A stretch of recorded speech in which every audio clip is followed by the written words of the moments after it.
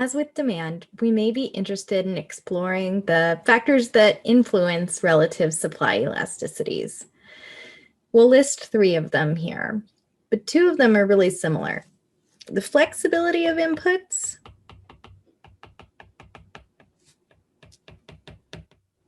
and the mobility of inputs.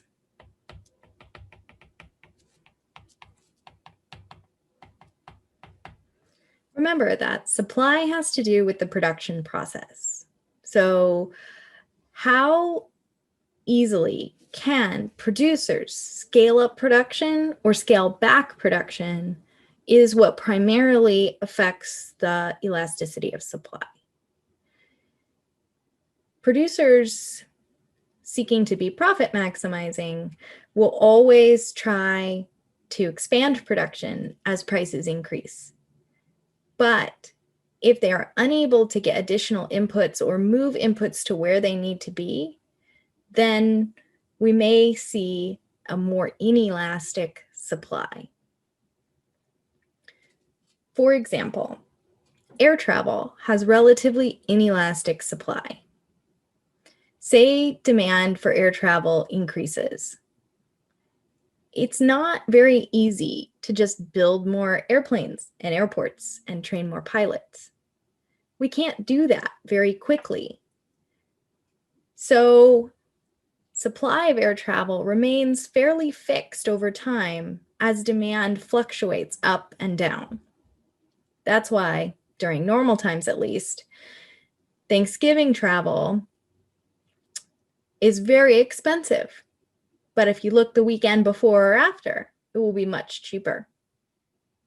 So when we have inelastic supply, our changes in demand in the short term result in big fluctuations in the price of the product, as supply cannot expand or contract in order to respond to consumer desires.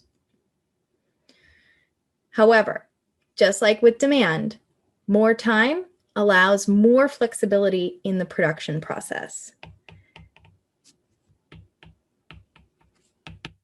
So the more time producers have in order to scale up or scale back production, the more they'll be able to do that.